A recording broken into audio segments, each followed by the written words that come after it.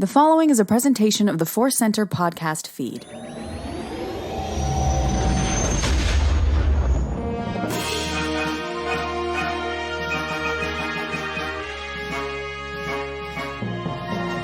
From the center of the galaxy, this is the ForceCenter podcast feed, and this episode is Cues of the Force. Yes, quizzes of the Force. No, it's questions of the Force. Eventually, we will run out of fake Q words and just admit the Q stands for questions. Always. I'm Joseph Scrimshaw.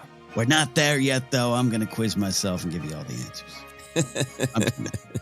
It is great to be here talking questions. We've got some great ones from listeners as always. Before we get into that, we want to let you know that today's podcast is brought to you by Audible. Get a free audiobook download and a 30-day free trial at audibletrial.com/ForceCenter. Over 180,000 titles to choose from for your iPhone, Android, Kindle, or MP3 player.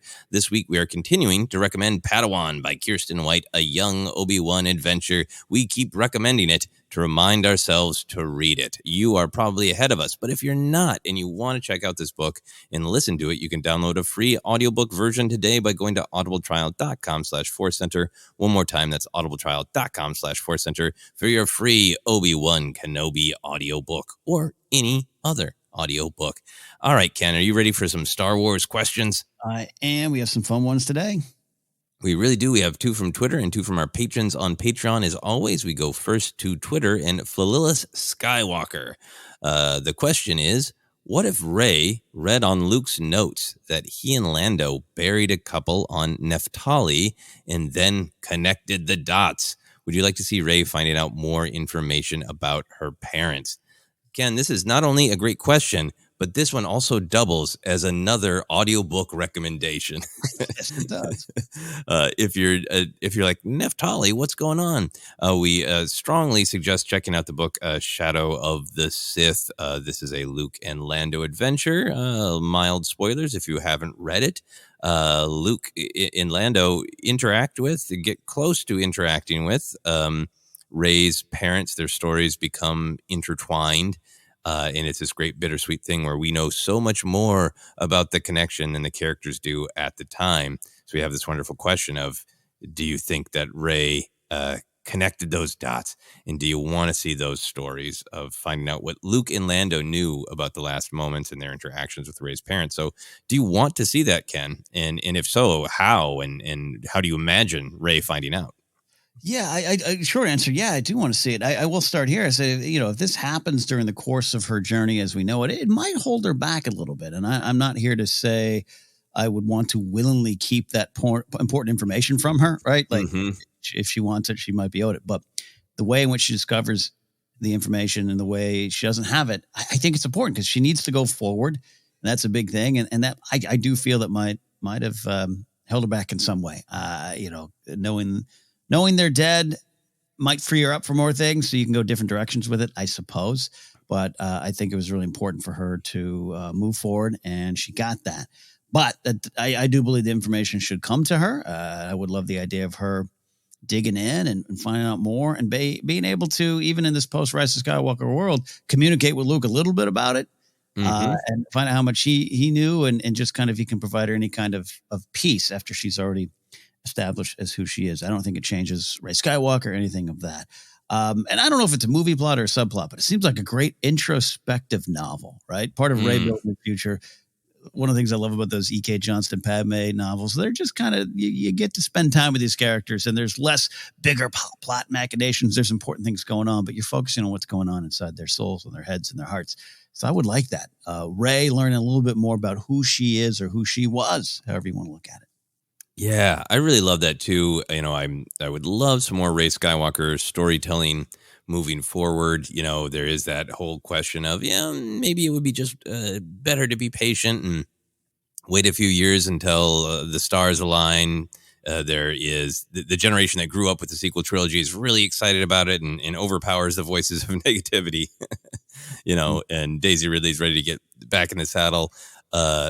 And I understand that. I think that there's a little hesitation to do a lot of storytelling in books and comics moving forward from Rise of Skywalker because you don't want to cut off what stories on screen might be told. So I think we're in this sort of like, I kind of want Rey Skywalker stories right now, but I also understand why maybe there's a little being slow about it right now. But I agree with you. I think this would be a wonderful story for a book or a comic to kind of flesh out and just spend time with Rey going through that journey, processing her past. And I think to the specific question of, what if Luke wrote it down in his notes, right? I kind of have this headcanon that from what we see in Rise of Skywalker, that Luke's notes are, much more about the sort of esoteric Jedi Sith artifacts. And Rey knows that he was on a mission and knows what he's on a mission. But I feel like it's less a personal diary and more like a bullet point of like Jedi stuff to learn and do. Yeah. And this kind of bullet point of like, we were after this Wayfinder. It does feel important. I did feel the shadow of the Sith, But even if those sort of like details aren't in any of those books that Rey is reading, I kind of like this idea that maybe in Luke's jotted notes from this adventure, there are some hints of things that unlock memories that Rey is repressing. Because it's something I really appreciate about Rise of Skywalker, that Rey does remember more than she is telling, and it's starting to eat at her, the confusion and the pain of those memories, and Kylo is poking at them so much until they come to light. And it's a fun additional thought of like, is there something in Luke's notes that it echoes out and is haunting her a little bit, and maybe that's one of the reasons that a little bit of tension is building in her.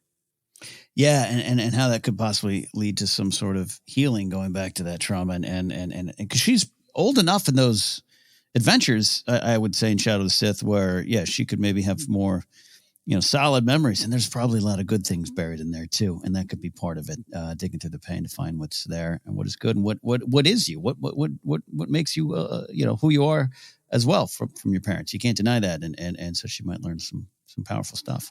Yeah, no, absolutely, and I feel like that would just really complement the journey that she goes on in Rise of Skywalker. I also feel like there's, to me, this story with Luke, that once he became one with the Force, he probably saw and understood, a lot of things. But in particular, kind of would be able to put together all of the pieces of Rey's past. Obviously, he's aware that she is a Palpatine.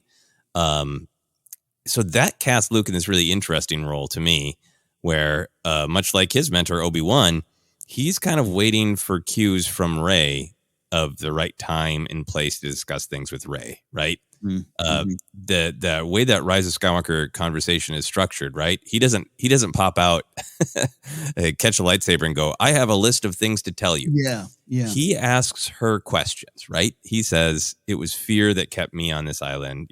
What are you most afraid of? And then she says, myself. So she opens the door for the direction the conversation is going to go, right? Yeah. If she said, my greatest fear is that my parents didn't love me, maybe he'd be like, they did. Let me tell you, Yeah. Yeah. No, that's an excellent point too. Her driving the needs and her connecting honestly with what the cracks are in her soul might be a pretty important part of that there too. And I think the reason I think I do want her to find this information is kind of what you just said. It was good. It was positive beneath the tragedy. And that's life. And if she can connect to that, and especially if she's moving forward and building maybe a new Jedi Order, or trying to find other people out there, just trying to continue to discover who she is. Mm-hmm. Yeah, absolutely. And so I feel like, Luke would definitely have this conversation with her when the time is right, when she is sort of asking him for the information. Lando is the one who might be like, they might just be, shooting the breeze and suddenly like, hey, wait,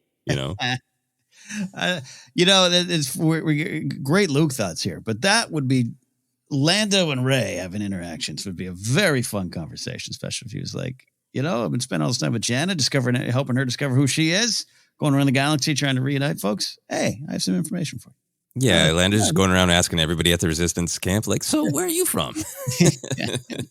Jakku, wait. I'm not sure what you think about this, so I'm curious. I also kind of have the headcanon at the end of Rise of Skywalker. We see the wonderful scene of Rey going to the Lars homestead, bearing the sabers, igniting her own. I have this headcanon that's part of a larger pilgrimage in that we're seeing this vital part to wrap up the story of the Skywalker saga and the story of Rey and the story of the sequel trilogy. But in my mind, she doesn't just hop on the Falcon with BB-8 and go, I got one stop. Mm-mm. I like this idea that she goes on a larger pilgrimage, and maybe even trying to find her parents' gravesite is even, a part of that. How do you feel about that, about the possibility that we're only seeing a part of this pilgrimage? I 100% agree with you. I think if I'm pitching a novel, this is what it would be. This is part of what we're talking about. I think there's a lot of places to go. Things she is trying to learn about the galaxy, stuff she's trying to learn about herself. I even see possibly, I know she wanted to leave there, and that was part of her journey, but going to Jakku and reconciling with some of the stuff there. I don't know, maybe even hanging out with Unkar Plot and have a drink. I don't know. Whatever she wants to do, whatever she feels she needs as part of her journey. Could be valuable. And I'm with you. Whether that's the end or whether that launches the journey. I think personally I'm partial to Tatooine launches the journey, but I'm with you on that. Me too, because that's the step of, claiming her name with the clear approval of Luke and Leia is really powerful. She's going on a live podcast tour. Go around the galaxy. I also like the idea that, and this is a little bit of a joke, but that her first Jedi mission is like, okay, Jedi, they go around the galaxy righting wrongs. Sometimes they're proactive about it, but often they just wait. But that's one of the questions of the new Jedi Order. Should we be more proactive? And her first Jedi mission is like, go into Jakku and like, Unkar Plot. Right. Your business practice is immoral. Like, people need to eat. You can't hoard resources. Yeah. Actually, yeah. That's a sit down, come to Jesus or whatever the equivalent is in Star Wars conversation with them. Come to Jedi. Yeah. Come to Jedi. Great question with lots of fun headcanon. Big answer. Man, yes, we would love to see those dots connected someday, somehow. We move from a question about Rey to a question from a Rey. Ray Hernandez always sends us great questions. This is another fun one. Ray Hernandez says you can only choose one as a pet. Porg, Bogling, Tuca/Lothcat, Volptices, Quackian Monkey Lizard. I'm a dog person, but would probably choose the Tuca Lothcat. Extra silly choice, Puffer Pig. So this is a challenge to me, Ken, of being realistic.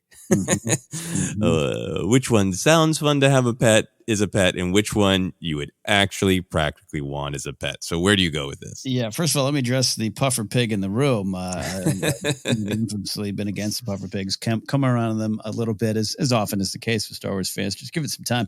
I was reading, they have that Halcyon cruiser comic series that takes place on the Halcyon, the cruise line, and the Padme Anakin one has them kind of doing some, lack of a better term, like a romantic sightseeing kind of trip, and they run into Puffer Pigs, and one puffs up. It's just one frame, and I actually smiled, like, okay, we can be good with Puffer Pigs. I'm happy they're in the galaxy, but I wouldn't have one as a pet. The Volptices, that's possible, but because I'm a big dog person, but I worry about the cuddling, right?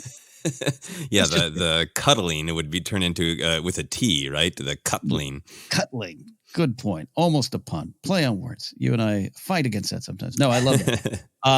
Yeah, because I just think of it, Finn, we're those crystal critters. Like, that's what they are. They're crystal. That could be sharp. But I love those creatures. I think the answer for me, Joseph, is Porg. It has to be Porg because and I've had birds before as pets. They're a little work. They're more work than you think there, but I do love them. They're interesting creatures. But I think you can communicate with porgs. I think you can hang out with them. I think with time and training, you could have a real good buddy, a co-pilot who doesn't fly but can keep you company. I'm not saying they're going to learn words, or as my dad did, he taught one of our birds to whistle the Andy Griffith theme. That was great 20 times a day. Just the opening cue. So I think Porg, man. I think Chewie proved this. That you can adjust, grow, and hang out with porgs. The next time you see Ron Howard in the smokehouse, you got to run up to him and tell him, my dad taught a bird. Yes. Yeah, man, you might be changing my mind. This is so good. I was running down which ones I would, comedy claim I want on a podcast and then go, all right, but let's be real, right? I love the Volptices. So part of me was like, yeah, I like dogs. I'd love a Volptex, but the jangling of their crystals would Ooh. drive me bonkers. Yep. It's gotten worse as I get older when I'm trying to concentrate on one bit of writing, and then there's just like some noise. It's not even a disruptive noise. It's just another thing that your mind could go to instead of the word you're trying to remember. And that's what a Volptex is. A Volptex to me is a distraction from the ability to complete a thought. Yes.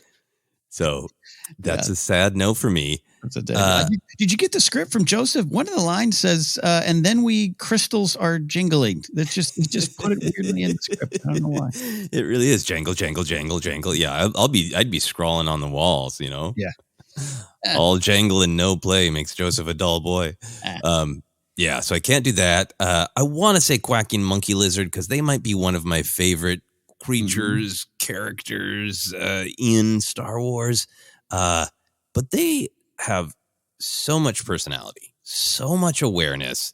I don't feel like a quacking monkey lizard is a pet. I feel like that is a roommate. Yeah.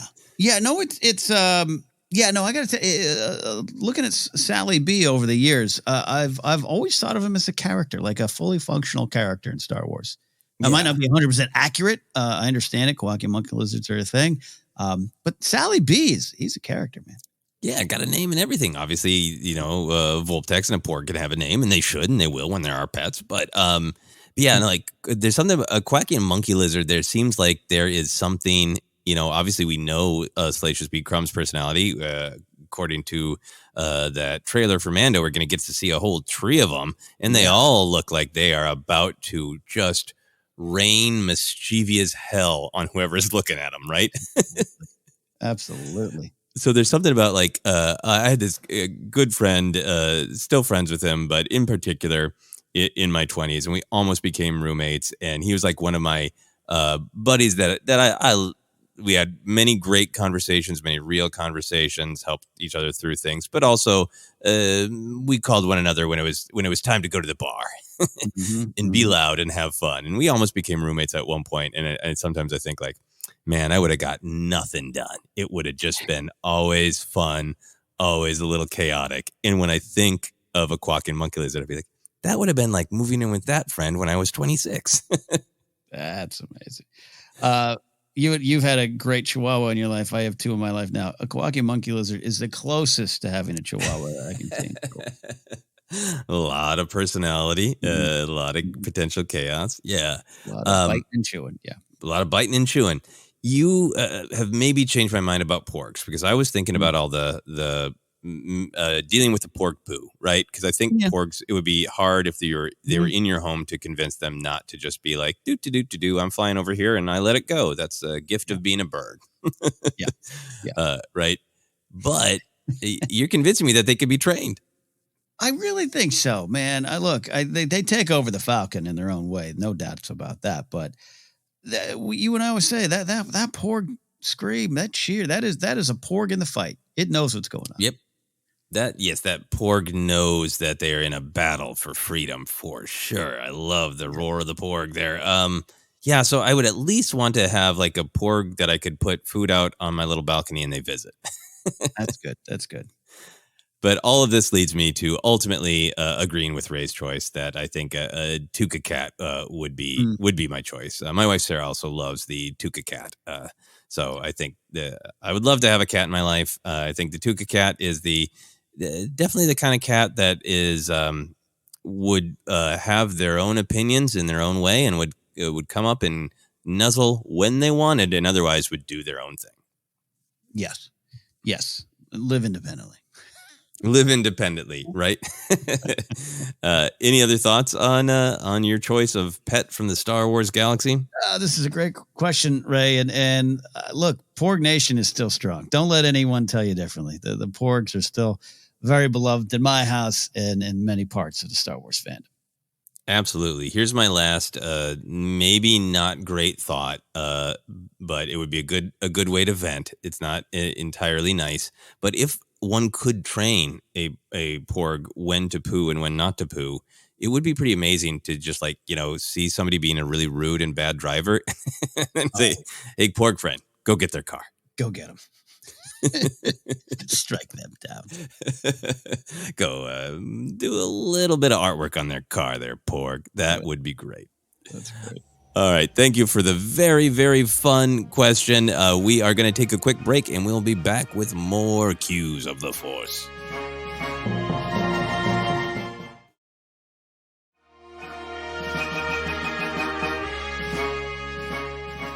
And we are back to continue taking some great listener questions, listener topics. We are going to some Star Wars questions from patrons on Patreon. We go first to Justin Jacobson. Justin says, why do you think Palpatine didn't control both sides of the Empire-Rebellion conflict like he did with the Republic and Separatists in the Clone Wars?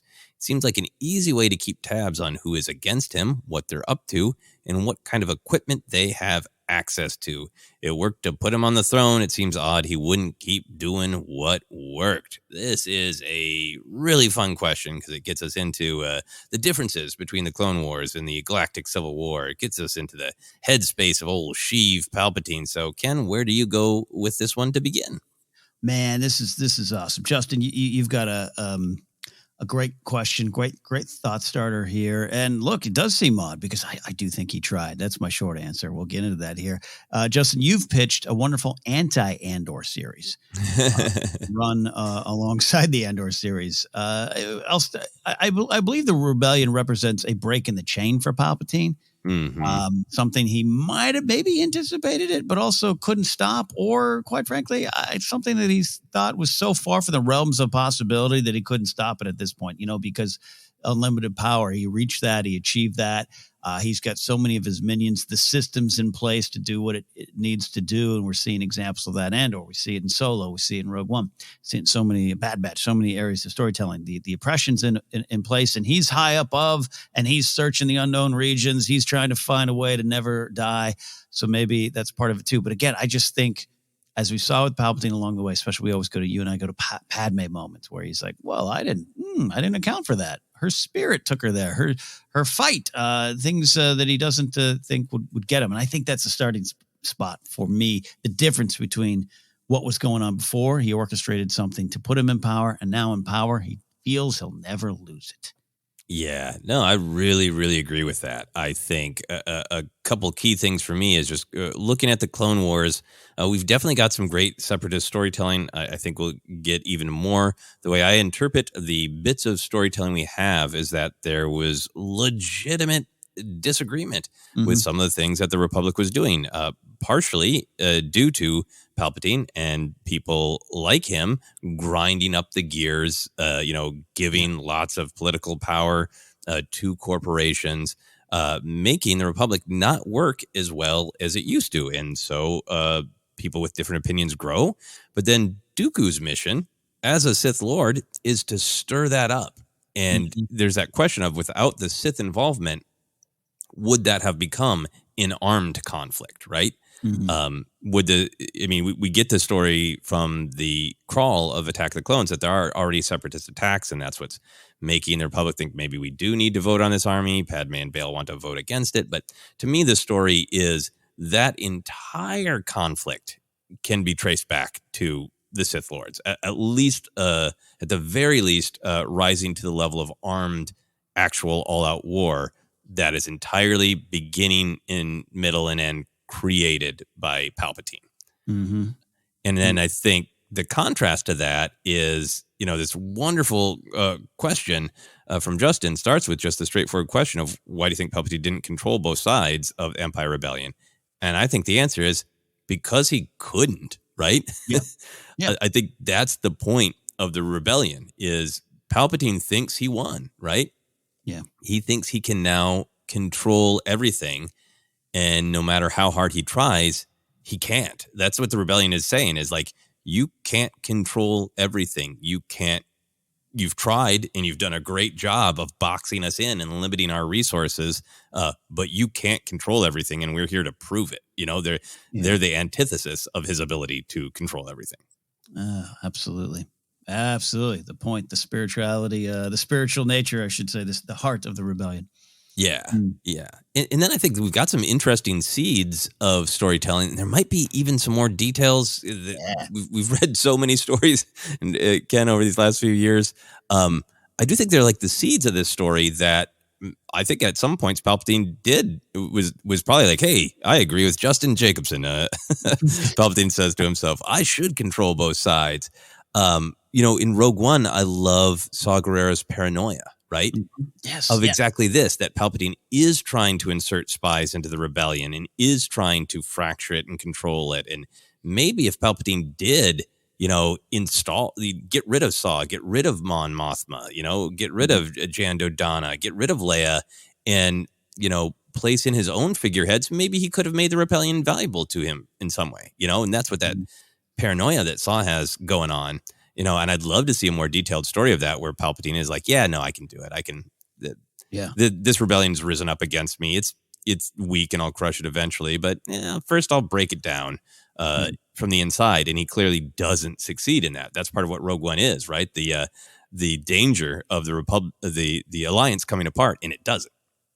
Yeah, no, this is great stuff. I'm trying to remember if there's any specific examples. I can't pull them either in my brain, but the Tivik, let's not forget, one of the reasons he's kind of, and we know what ends up happening to him with his broken arm. He can't climb out. And so Cassian's got to do what he's got to do. But he's saying, there's spies everywhere. There's spies everywhere. Even Willie, this character Willie in Andor, flying into town with Luthen, he's kind of like, you got to be careful who you talk to these days. Like it's kind of the thing that's going on, and I it's not lost on me that could mean that there was attempts along the way to do this here. So I'm drawn in by that potential storytelling. This is very real. Go into the real world. One of my former bosses had a long career in the LAPD, and he was in the LAPD in the 60s. I mean, early 60s and the late 60s when he was starting out. And one of his assignments was to infiltrate the hippies, which, yes. Some of the stories, and he showed me some pictures too. Some of the story, it deserves to be a Netflix dark comedy. Oh. I mean, because there's a serious nature to it. But I mean, he showed the picture, and sweetheart of an older boss of mine, but you could just tell it wasn't going to work.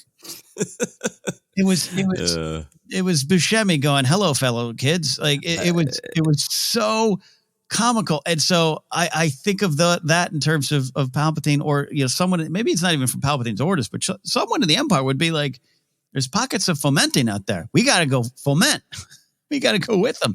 And it just couldn't work to me. And to throw it to another pop culture example, Young Guns. Yes, one of the greatest movies of all time. Jay McCloskey is sent to infiltrate the regulators, and that don't work. Because he doesn't have the heart, right? It's not. It shows he doesn't have that. So the characters in this story that Justin and we are putting together here, we're co-creating this one.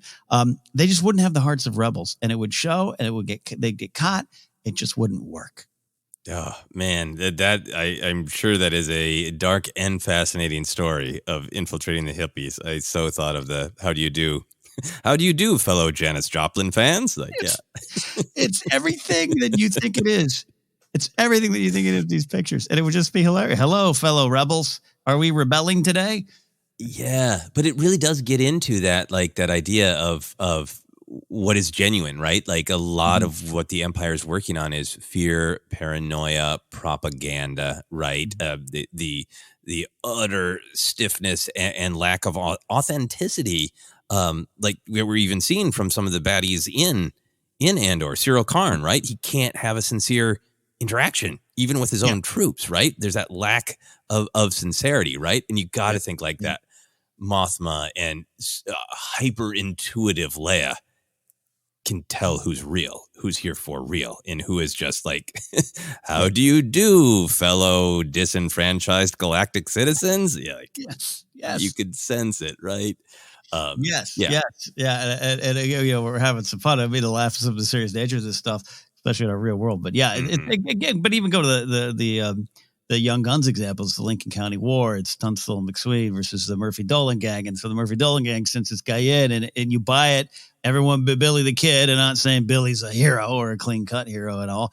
But it's a fascinating scene because it's like, I remember being like, no, he's good. How do you trust him? Oh, yeah, no, you can't. And it shows. It just shows. And there's some humor in Palpatine and his minions being like, no, we're so good at this. We'll infiltrate them.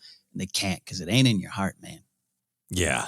Yeah. I love that. That's fascinating. But I apologize if there is a kind of a bigger story somewhere that I am forgetting. Yeah. But I would love to see like more of, Palpatine sending an ISB officer undercover to infiltrate a cell. And, maybe they succeed in breaking up a specific cell or that kind of thing. Be an interesting story. I think my final thought on this is one of the things that I really love about the arc of Palpatine is, the wanting to kind of be able to take the mask off. And he can a little bit by the time he calls it an empire, right? A little bit taking the mask off. But then once the Death Star is built, wipe out the Senate, take the mask off a little bit more. And by the time you get to Rise of Skywalker, he's just broadcasting to the entire galaxy, I am a Sith. Yeah. So within that growth of him wanting to be fully, revealing himself, these different conflicts have different impacts, and the Clone Wars benefited him, right? Yeah. I think that the rebellion slows him down, right? He can't broadcast it too much because it makes him look weak, right? Yes. And it distracts him, like you were saying. This is, some great storytelling that is, embedded in a book here, a comic book there, implied by Rise of Skywalker that that it distracts him from his goals of expansion. He wants to be like, great, I'm the empire of everything known. Now I want to explore more of the dark side secrets. I want to figure out how to live forever. I know there's something else out there in the unknown regions, even more, and I want to conquer that. And I want to find more and more realities and galaxies to conquer. But there's this little piddling, annoying rebellion and a couple Jedi hanging on, and I'll wipe them out. I'll wipe them out. They're nothing, right? I just don't think he ever kind of gives them the credit for what they are. 100%. I really believe that. Absolutely. Even to the point where, they destroy the first Death Star. Let's build another one, make it bigger. I think that tracks for what the spirit of whatever that's going around. Yeah. Yeah. So I think I think Luke is right. His overconfidence is his weakness, is my answer to Justin's question. And then at the end of the day, when he does see that the rebellion is maybe even a little bit of a threat, he has to approach it a different way because he can't control them. If he succeeded, a second rebellion, rebelling against the rebellion he took over, would be born. Yeah. That's awesome. Yeah. Great question. Thank you very much, Justin. We learned a lot about Star Wars and real life infiltration attempts. We are going to move on to our final question. This comes to us from Bruno Carillo. Thank you, Bruno, for sending the pronunciation. I hope I got close. Bruno says, hi, Joseph, Ken, and Jennifer. Greetings from Zurich, Switzerland. I am very curious to know what you consider to be the craziest thing you ever did for Star Wars. I know it's quite a broad question, but it occurred to me in the context of the 20th anniversary celebrations of Attack of the Clones. Back in May 2002, when I was 28 years old, I traveled from my native Brazil, where I lived at the time, to Miami to watch the movie in theaters during the opening weekend. The reason I took the quite drastic decision to catch an 8-hour flight to do so is that the movie would premiere in Brazil 1 month later. This same time lapse happened 3 years before, so I watched episode 1 pretty much spoiled in Rio de Janeiro. After all, the internet was already around and people in general were less careful giving and receiving spoilers, not to mention the soundtrack debacle. Of course, I didn't want a repeat of that trauma. So I spent 4 days in Miami, watched the movie 3 times, and filled 2 bags with action figures before heading back home, where, of course, I watched Attack of the Clones 5 more times with friends and family, including at the local premiere. I still affectionately refer to this 2002 adventure as the Miami Extravaganza. Thank you so much for the podcast. It's the best one around, and hope to see you in London next April for Celebration. We hope to see you as well, Bruno. This is phenomenal. This is a great story.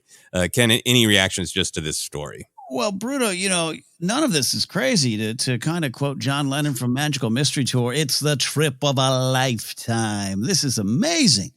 This is, we are blessed to just have, Star Wars playing a month earlier than you, and we take it for granted. You proved that the love of Star Wars is not crazy. It's in your heart, and it drives you to do wonderful, powerful things. So what an experience. Yeah. I applaud that.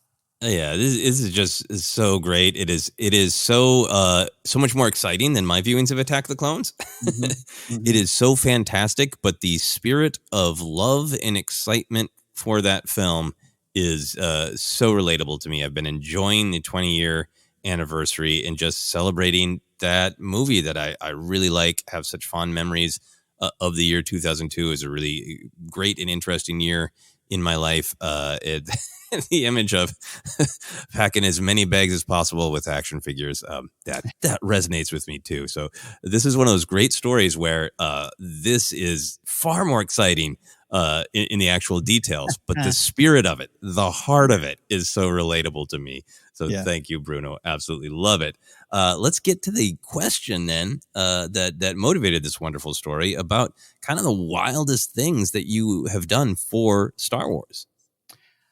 I try to dig deep. I'll tell you. I try to say what haven't I talked about on ForceCenter before? But we've been broadcasting so long, Joseph. I think we've shared most of our stories. But there's a lot of new people popping on here, thanks to some like Kenobi reviews and the Andor reviews. So I still think the craziest thing I did, because it could have cost me, is getting heat exhaustion while waiting for Phantom Menace tickets.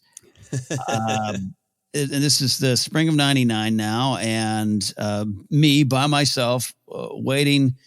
I think it was buying about 6 tickets for the first show, and I think there's a 10 a.m. show, and I got the tickets now. I found the tickets a couple of months ago in my Phantom Menace novel. What a joy! What a find! Mm-hmm. And it was for me and my friends, and I went by myself, and I was working the security job at the time, and it was at the Winnetka Theaters, the Pacific Theaters 20. It's a big theater in the area at the time. Ooh, it was the top of the line one. And it was a block over from my work. So I got off at 3 a.m., rushed over, put a jacket, hoodie over my uniform. No sense, still young and dumb in LA on my own. No sense to buy food or water at 7-Eleven or an AM PM on the way over. Just rushed over, sat on concrete with strangers, listening to them predict what was going to be in the movie. I just sat quietly. And then the sun comes up on the San Fernando Valley, and man, I was burnt to a crisp. I was seeing things, and my roommates showed up to not wait in line with me, but to give me Gatorade and a donut, which I don't think helped. I think counteracted the hydration I was receiving. And then I bought the tickets for them, and we all went. And I should have said, could someone take my place, send me home? Different times. This is also why I have no problem, despite some frustrations with it, of waiting in a digital queue for tickets or movie tickets or anything like that. But at the same time, it was fun. At the same time, clearly, it's something I remember for what I can, what was not fuzzy and hazy and like some sort of hallucination. But I look back and go, I don't know. Star Wars costing your health. Be careful.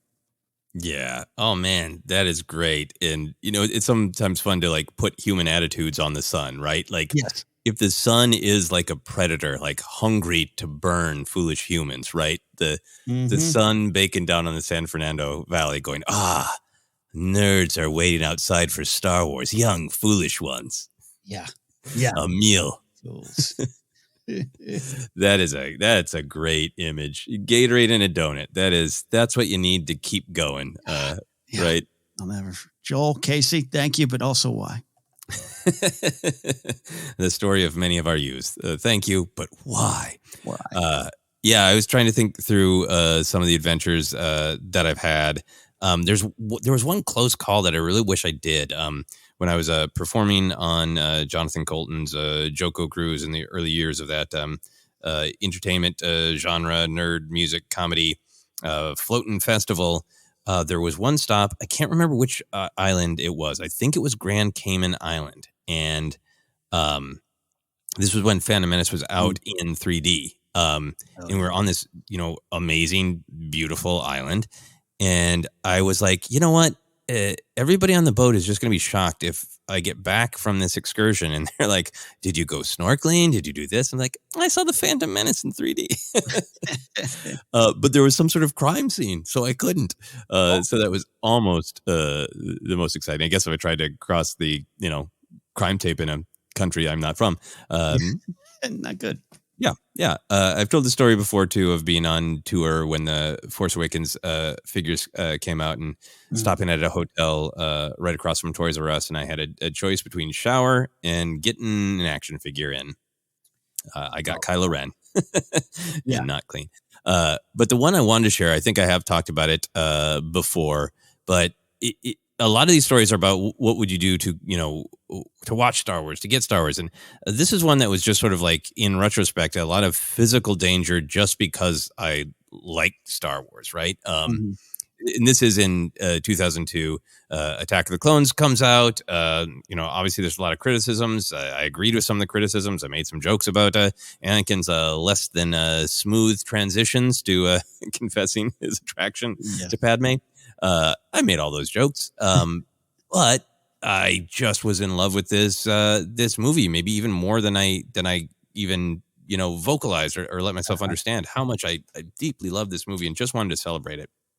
And it was it's a really busy summer. I had a ton going on, but at the time, friends did these really wild performances at the Masquerade at the local convention that I still go to, Convergence in Minneapolis. And the Masquerades, a lot of times the entries are just, you made an amazing costume, and you come out and you do some voguing, or maybe there's a line of dialogue piped in and you say it, like, and my friends were obsessed with, like, no, the Masquerade has to be like a fully choreographed 5-minute scene with the audio going, and you have to mime exactly the words correctly and build the sets. And they had done this elaborate recreation of a fight scene in The Matrix a couple of years before with like the trick sets. So like when Neo punched, the column, they had it rigged for somebody else off stage to like pull a lever, and the part of it exploded. And like it was that sort of like, we're going to make this bigger than it should be for the audacity of it, right? Right. Yeah. And a part of their shtick was they had an inflatable T-Rex, and they cast the inflatable T-Rex as a character from the scene they were trying to recreate. So the Yoda Dooku fight happens. They want to cast their inflatable dinosaur, that's controlled by somebody wearing all black behind them, as Yoda, and they want him to fight Dooku. And they're like, but the scale doesn't work because the dinosaur is pretty tall. So my friend comes to me and he's like, I know you got a busy summer. You don't have that much rehearsal time, but we'd have to rehearse. We want you to play the top half of Dooku. You'll ride on my shoulders and we'll build a Dooku cloak that, starts on your shoulders and then gets really big to cover my entire body. And then have a lightsaber fight with an inflatable T-Rex. And in retrospect, it was so dangerous because we did this on a little stage, a little wobbly convention stage. I don't think that the lower half of Dooku, my friend Dooku, the lower half, I don't think he could see. But he was doing the footwork and like turns and all this stuff. It was a great experience. The performance went off well. It was a ton of fun to get to be Dooku and, try to get the timing exactly right. Still, when I watch Attack of the Clones, I'm like, yep. The lightning goes before he finishes the line. Right. That was a great experience. And just in retrospect, a deep physical risk to my own body just because I love that movie. See, Bruno, this is a great question. This is what you do for Star Wars. You risk your life on the shoulders of a friend, or buying tickets for friends in the hot San Fernando sun. This is what it is. Yep. You defy the sun. You defy gravity. All in love with Star Wars. That is such a great story and such a great question. Thank you so much, Bruno. Thank you also to Justin, Ray, and Phyllis. Those are our questions. We want to keep letting you know that if you want to submit a Power of the Light Side segment, you certainly can. This is just a segment where we ask people to share something they love about Star Wars. If you're a patron on Patreon, we have a post putting out a call for those. So if you'd like to submit one, you are certainly welcome to. But with that, Ken, I think that is about it. So you want to let people know where they can find us. Always fun to answer your questions. You can reach out to us on Twitter at ForceCenter Pod. We are on Instagram and YouTube as well. Live Q&A coming up here at the end of the month. Subscribe so you don't miss it. Facebook page is ForceCenter Podcast. We're available on Acast, iHeartRadio, Apple Podcasts, Google Podcasts, Stitcher, and more. Just search. You'll find us. Merch available at tpublic.com/user/ForceCenter. And you can support us directly at patreon.com/ForceCenter. Follow me at Ken Napzok. Go to my website, kennapzok.com. We can finally put, I think, all the dates down. Going to be on the road doing some comedy with Mark Ellis as he prepares for his next 1-hour comedy special taping, which is December 3rd in LA. But before that, we're going to be heading to New York City, October 6th and 7th. We'll be in La Jolla at the Comedy Store down there, 14th to the 16th, and up in Seattle at the Crocodile, great club up there, on the 28th of October. So information on my website, and that's just now. Could be more. We'll see. So follow us there and see some comedy. Joseph, where can they find you? Yeah, you can find me on all the social media. Twitter, Instagram, TikTok is at Joseph Scrimshaw, and you can find links to all my other comedy adventures on my website, josephscrimshaw.com. In particular, if you're in Portland, Oregon, and you like cosmic horror, I will be attending the HP Lovecraft Film Festival. I have a short film in the festival. I'll also be doing some comedy bits there as well. Not a straightforward stand-up set or anything like that, but some other fun surprises coming once that whole schedule gets officially published. I'll put it out on my social media. Also, the other thing I'm promoting here is that I would love to get some more subscribers on YouTube and some more views so that I can get it back to being monetized. I've got some more stuff coming. I've got some stuff in particular coming soon that I think will be of interest to ForceCenter fans. Trying to get better about teasing and hype. So keep your eyes out on YouTube, ForceCenter listeners, for something I think you in particular will enjoy. That is it for now. For myself, for Ken, for the Tuca Cat and Porg that are soon going to be living in our homes, this has been ForceCenter.